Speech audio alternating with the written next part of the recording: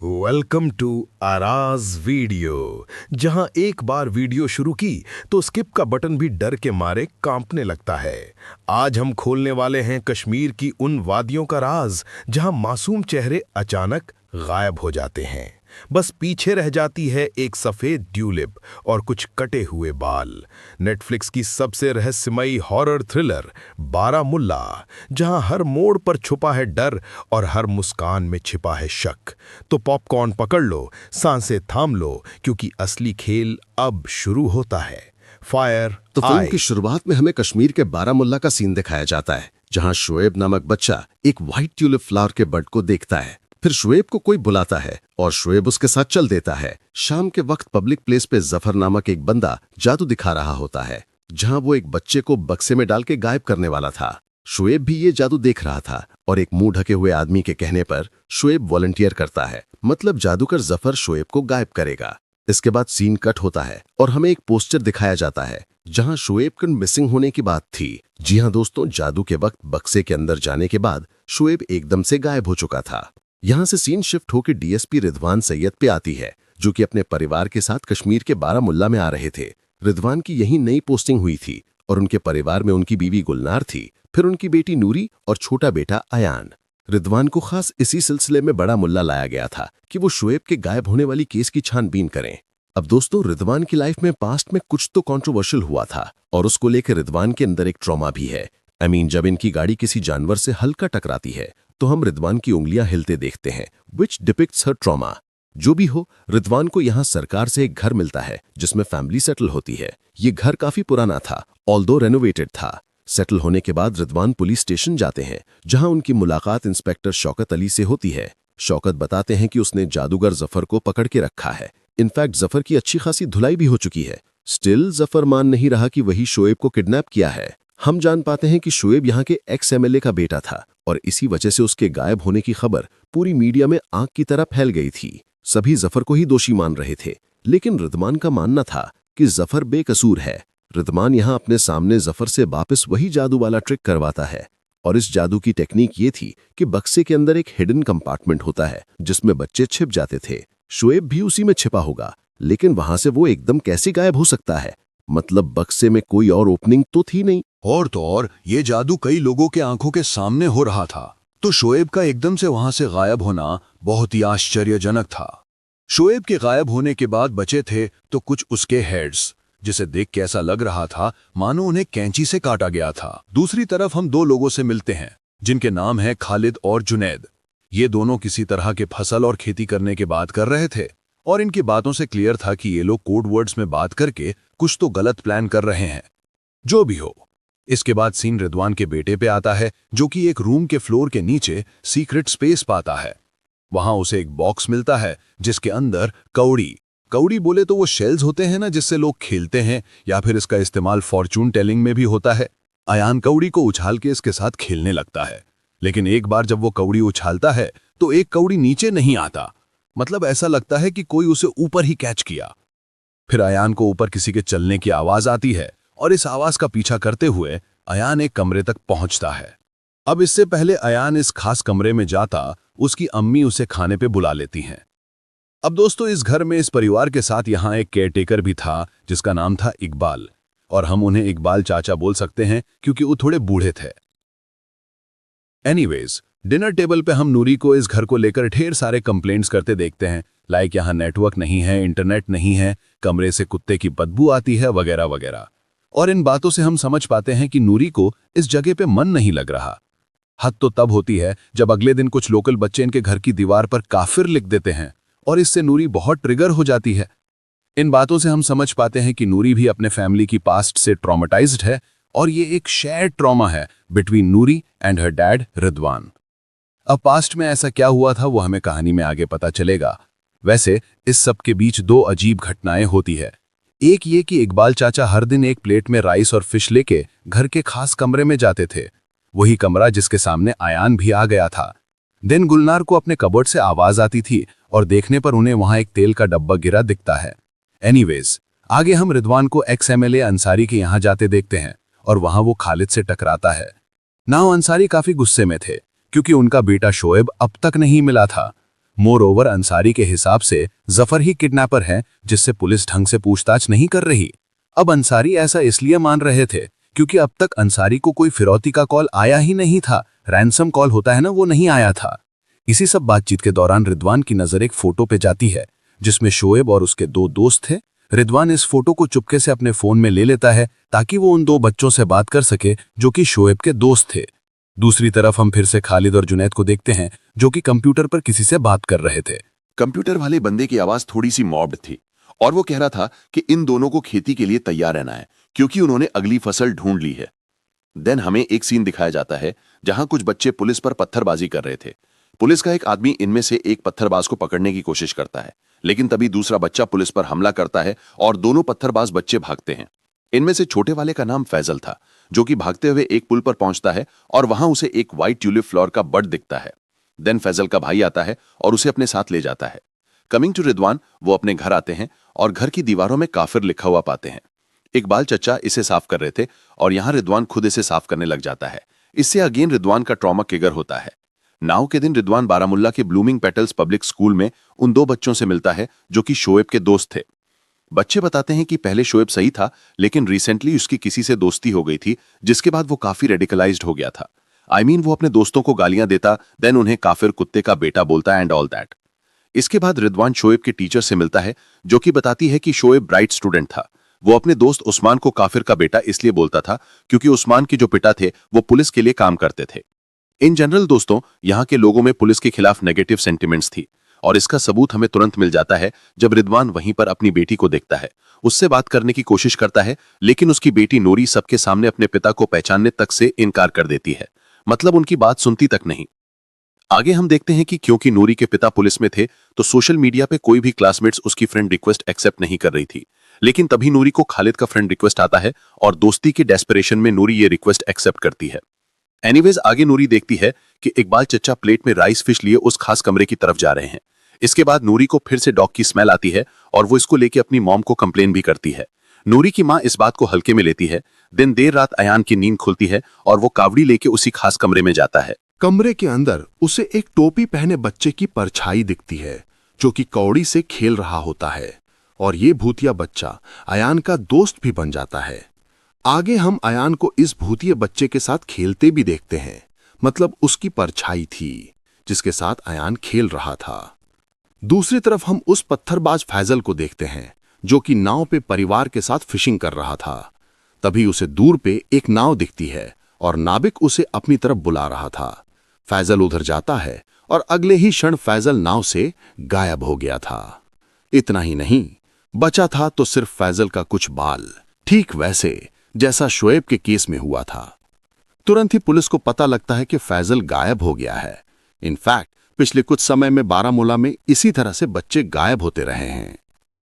अब रिदवान को पता था कि जो फैजल था वो पत्थरबाज था और ऐसे में रिदवान पता लगवाता है कि ये पत्थरबाजी यूजुअली करवाता कौन है और यहां नाम आता है एक लोकल बंदे अफजल का जो कि ये सब ऑर्गेनाइज करता था। अफजल पे अंडरकवर पुलिस नजर रखने लगती है और हम देखते हैं कि अफजल भी खालिद और जुनैद के साथ मिला हुआ था। अफजल जुनैद तक पैसा भी पहुंचाने जाता है, वो पैसे जो कि आतंकवादी ऑर्गेनाइजेशन जुनैद को दे रहे थे ताकि जुनैद सो कॉल्ड खेती कर सके, और ये सारे पैसे पाकिस्तान से आते थे। खेती ऑफ कोर्स कोडवर्ड है फॉर सम टेररिस्ट एक्टिविटी। तभी अफजल का पीछा करते हुए पुलिस इस जगह पे आती है और यहां गोलीबारी होती है। इस सब में जुनैद सारे कंप्यूटर्स वगैरह ले भाग जाता है, लेकिन अफजल को गोली लग जाती है और वो निपट जाता है।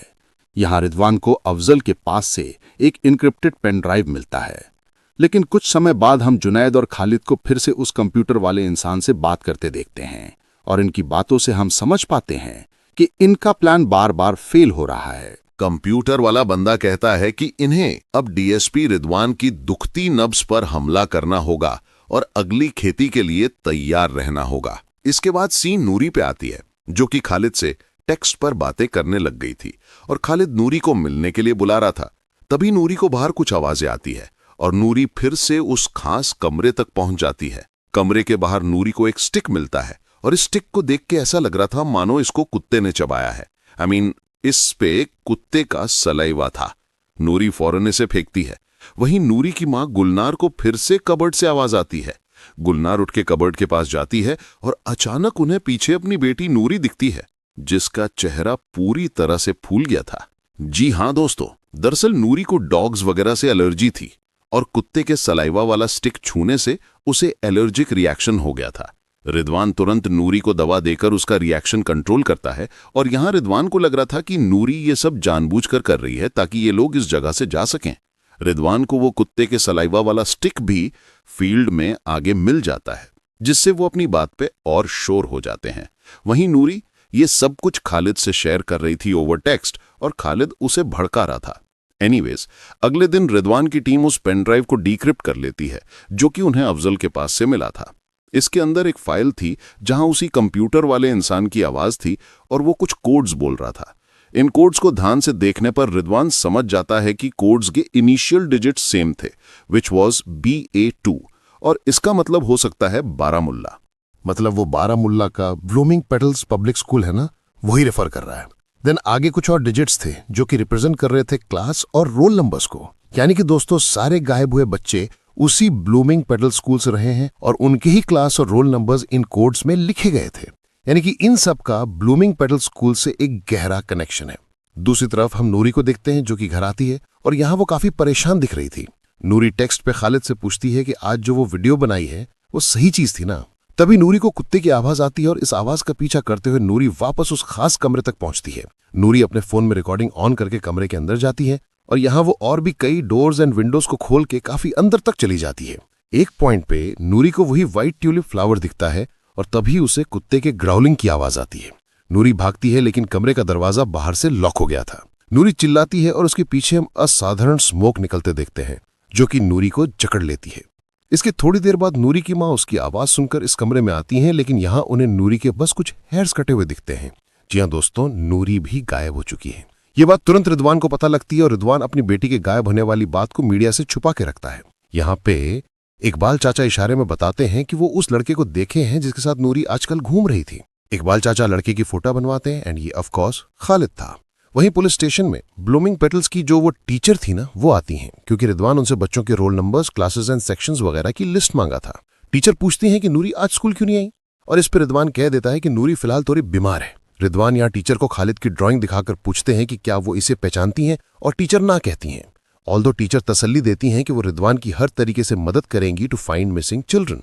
वैसे खालिद की फोटो देख रिदवान को खुद याद आता है कि उस दिन जब वो एक्स MLA अंसारी के घर गया। वो बताती है कि ये फोटो खालिद की है जिसकी दोस्ती उनके बेटे शुएब से हो गई थी। इनिशियली तो खालिद और शुएब को मजहब की बातें सिखाता था, लेकिन तुरंत ही वो शुएब को उल्टी सीधी बातें सिखाने लग गया था, लाइक भारत देश से नफरत करना, मकसद ना भूलना एंड ऑल दैट।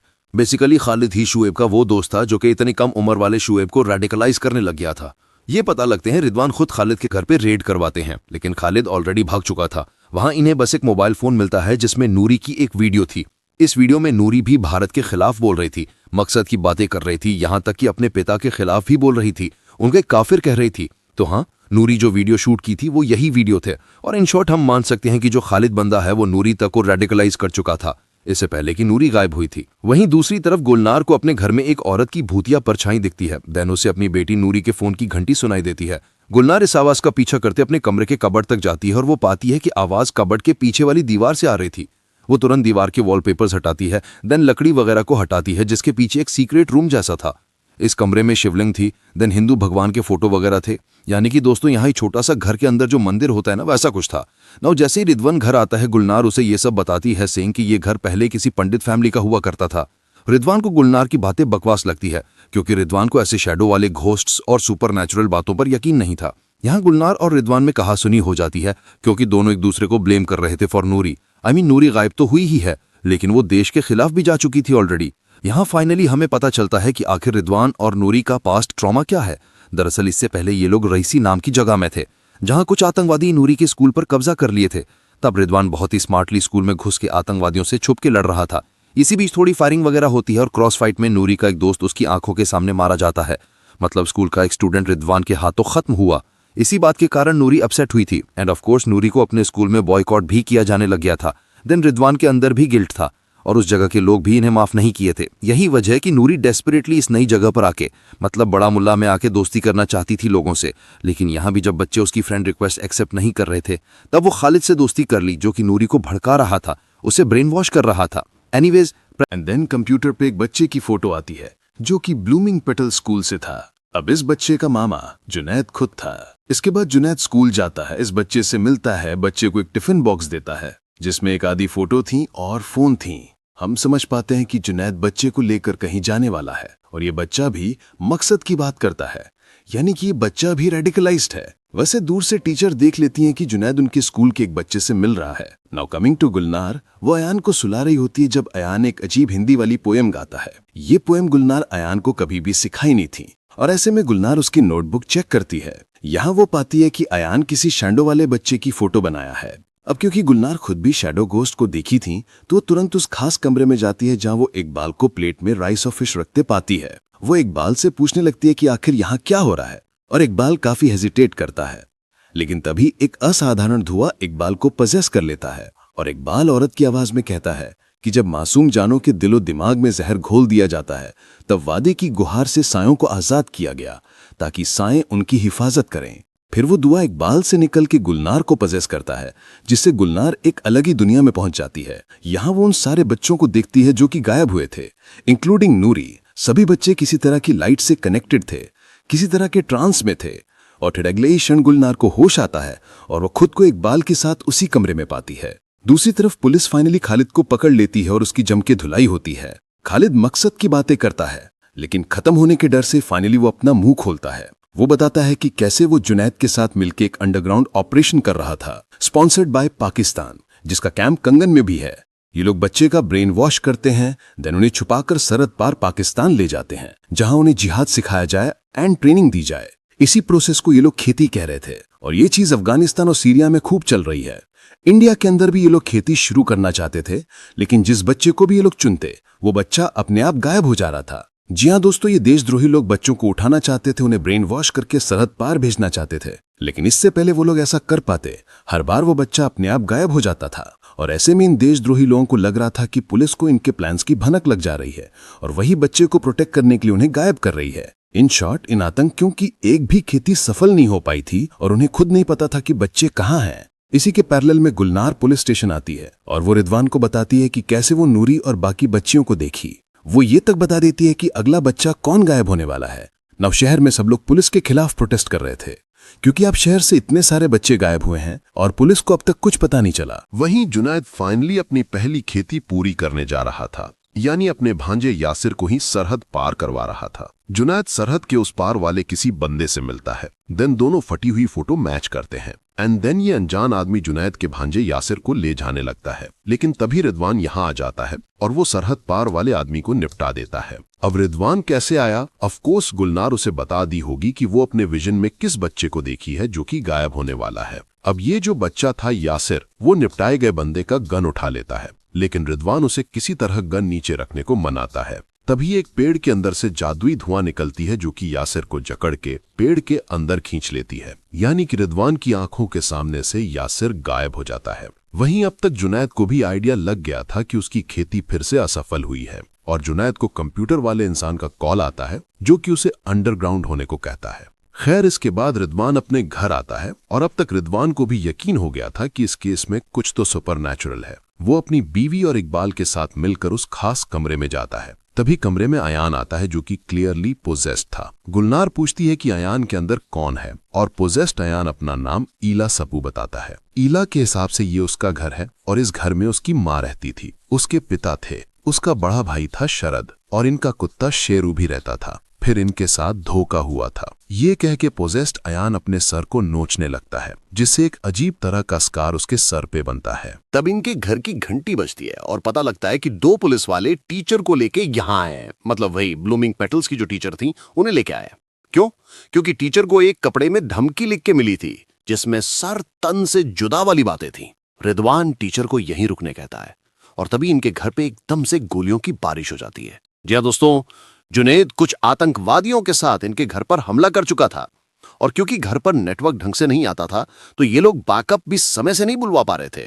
यहाँ दोनों तरफ से काफी गोलीबारी होती है और आतंकवादी ज्यादा थे और उनके पास ज्यादा हथियार थे। ऐसे में वो लोग घर के अंदर घुस पाते हैं और सब पर हमला करने की कोशिश करते हैं। गुलनार के पैर में एक गोली भी लग गई थी। देन इकबाल यहाँ अयान को लेके छिपते हैं और रिदवान अकेले कई आतंकवादियों से लड़ रहा था। सभी काफी चोटिल हालत में थे और तभी हमें फिर से व्हाइट ट्यूलिप फ्लावर दिखाई जाती है। इसके बाद घर के लाइट्स फ्लिक होते हैं और प्रेजेंट सिचुएशन में मिक्स करके ही हमें दिखाया जाता है कि आखिर इस घर के अंदर पास्ट में क्या हुआ था। मतलब जो प्रेजेंट रियलिटी है ना, उससे ही काइंड ऑफ पास्ट को ब्लेंड किया गया। वैसे मैं आपको पास्ट की कहानी क्लियरली बताता हूं। दोस्तों, ये उस समय की बात है जब कश्मीर में कश्मीरी पंडितों को मारा गया था। तब इस घर में एक पंडित फैमिली रहती थी, which was Sapru family.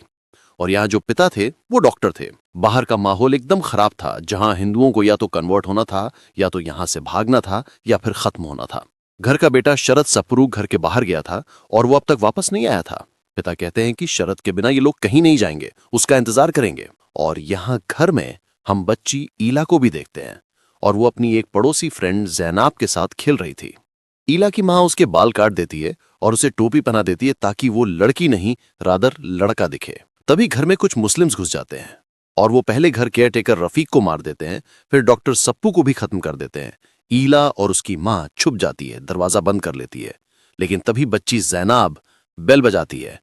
Zainab की आवाज सुन के ईला की माँ दरवाजा खोलती है। देन वो जैनाब को भी छिपाने की खोजती हैं और फिर यहाँ बाहर के कई वाइट भी वो बैनर स्टम्प टवा में TNT ढाका ढाका बोलने लगते हैं और इस तरह ये TNT की आवाज उनकी माँ और विष्णु भाभी देन इकबाल डॉक्टर सप्पू के साथ हथियार छिपा के राजेश कटार जी ईला के पिता के पास चले जाते हैं वहां। लेकिन जैनाब चिल्ला चिल्ला के आतंकियों को बता देती है कि माँ अब इस कमरे में छिपी है। जी हाँ दोस्तों, ये बच्ची जैनाब एक्चुअली में रेडिकलाइज थी और वो ईला और उसकी माँ को धोखा दी। ऐसे में ईला की माँ ईला को मंदिर वाले कमरे में छिपा देती है। आतंकी ईला की माँ को खत्म कर देते हैं, जिससे ईला चिल्लाती है।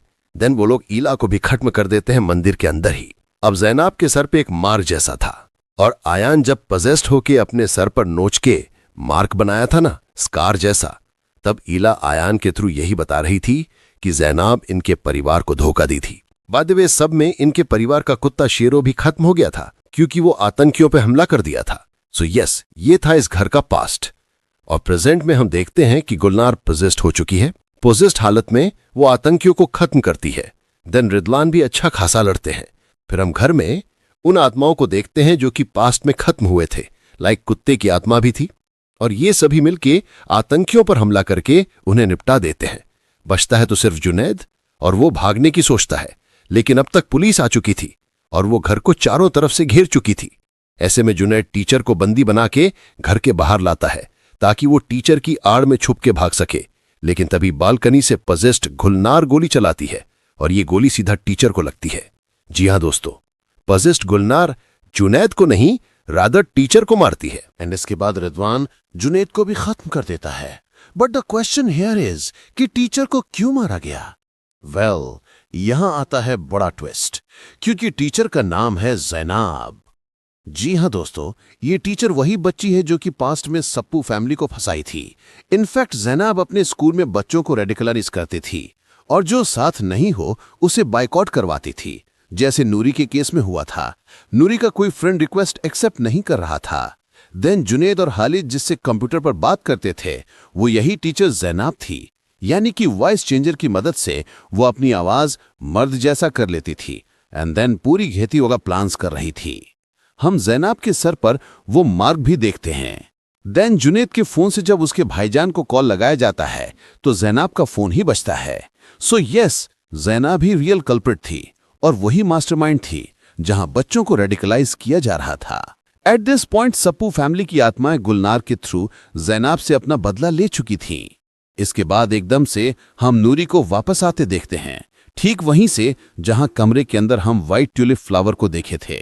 नूरी अपने परिवार से मिलती है और कहीं न कहीं उसकी अपने पिता से रिलेशनशिप ठीक हो गई थी। नूरी को अपनी गलती का भी एहसास हो गया था। ये फैमिली फाइनली घर की तरफ देखती है जहां हम सप्पू फैमिली की आत्माएं देखते हैं। इवन डॉग शेरू की आत्मा भी थी।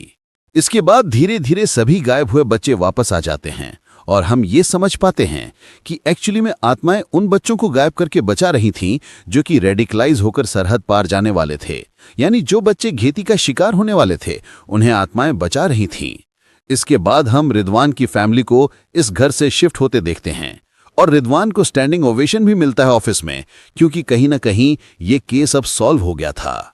एंड में हमें मुंबई का सीन दिखाया जाता है जहां रिदवान और उसकी फैमिली शरद सप्रू से मिलते हैं जो कि डॉक्टर बन चुका है। जी हां दोस्तों, सब्बू फैमिली का बड़ा बेटा शरद उस रात घर के बाहर था और वो समहाउ बच के कश्मीर से भाग निकला होगा। फिर वो स्क्रैच से अपनी जिंदगी बनाया और फिलहाल वो डॉक्टर है। शरद को ये लोग वो शेल्स वाला बॉक्स देते हैं जिसमें कवरी वगैरह था, वो वाला बॉक्स देते हैं और इसे देखकर वो बहुत ज्यादा रोता है क्योंकि इससे वो बचपन में खेला करता था। उसकी बहन इससे खेला करती थी अपने कश्मीर वाले घर में। यहीं पर फिल्म खत्म हो जाती है। तो दोस्तों, ये थी बारामुल्ला की कहानी।